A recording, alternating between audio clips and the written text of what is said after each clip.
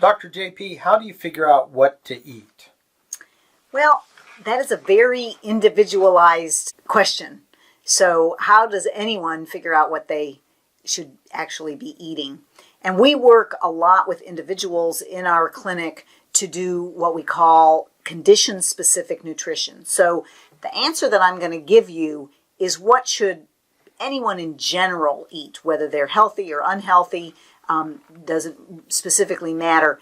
If you do have a specific health condition, tailoring the diet to get results with that health condition is a more technical answer, and that's what we work with people about. First thing that I talk to people about is we hear a lot about percentages of fat and protein and carbohydrates. Those are called macronutrients. They're big. Those are the things we see with our eyes, and they are important. In general, in our modern world, we get enough of those things. We are not living in the United States in an impoverished situation where people don't have access to enough protein or enough carbohydrates. However, sometimes they don't eat enough fat, and that's partly because we had some erroneous science in the last 20 or 30 years that told us not to eat fat. And so I'm going to encourage people to eat good fats. Good fats are things like olive oil, coconut oil, avocados, nuts, olives. All of those are good sources of fats.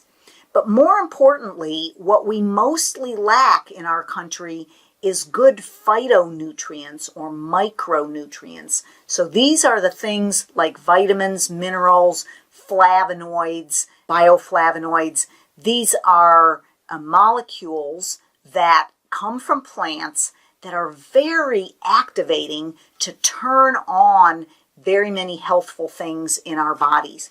And we grossly undereat those things. Only 7% of Americans actually get the recommended 5 fruits and vegetables a day. And that really needs to change. If you look at any of the diets that have been most studied and most recommended, things like the Mediterranean diet, the plant-based diets, paleo, ketogenic, the DASH diet, these are all excellent diets. You could choose any one of those and start there. And the key with that is to eat more fruits and vegetables, because we are quite simply fruit and vegetable deficient. And so, for instance, when people try a ketogenic diet or a paleo diet, they tend to eat large amounts of protein. So they're no longer eating the carbs, and they eat enormous amounts of protein, 12 ounces of protein, which is really grossly too much unless you are specifically having a specific condition that you are treating with that. And that's because protein is very hard on the kidneys, and it can really wear out your kidneys.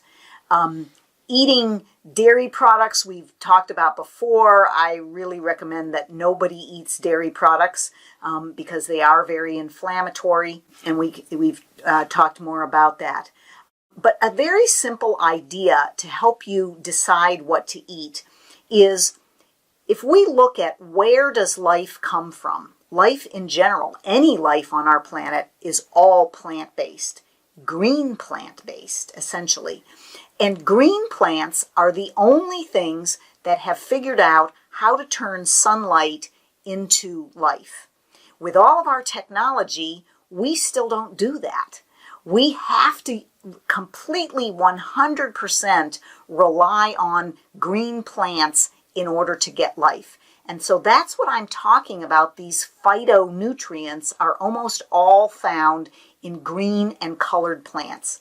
And just getting a rainbow of colors in your diet every day, so you're eating the reds and the oranges and the yellows and the purples and so forth, that alone is a great first step, because most people eat a great deal of grains, which mostly are sort of white because they're refined, or maybe they're brown because you're eating unrefined grains. Unrefined is better, but still not as good as all of those colors.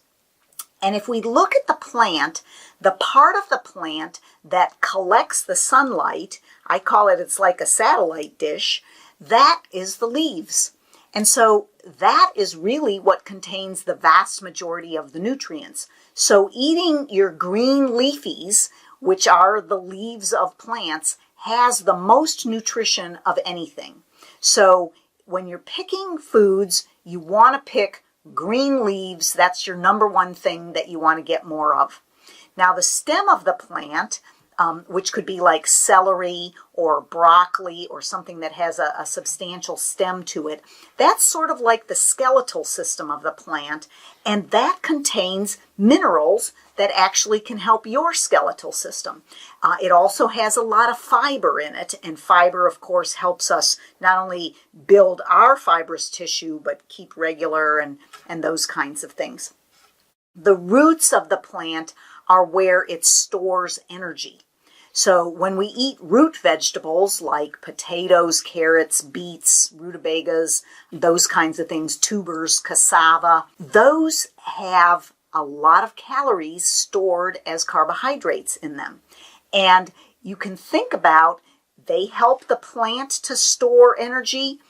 In our bodies, energy is stored as fat. And so those high carbohydrate vegetables in certain conditions will help you to store fat as well.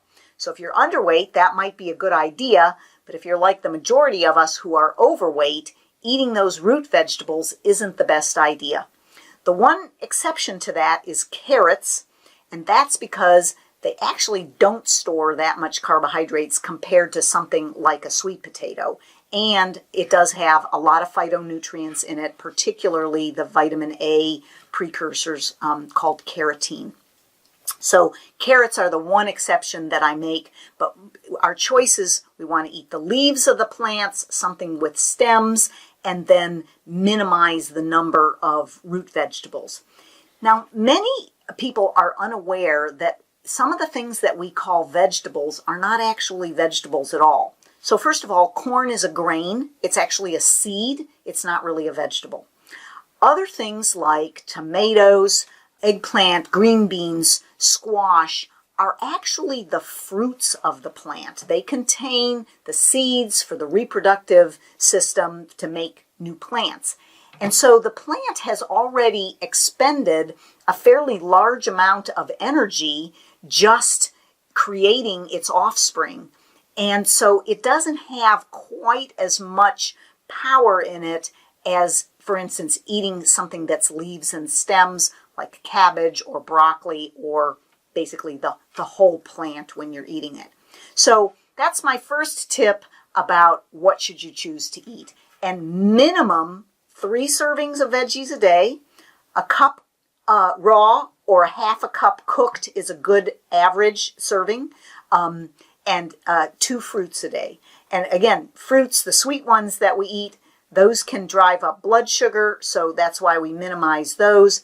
Apples, peaches, pears, plums, berries, melons tend to be lower glycemic index. They have less sugar in them, so those are better choices.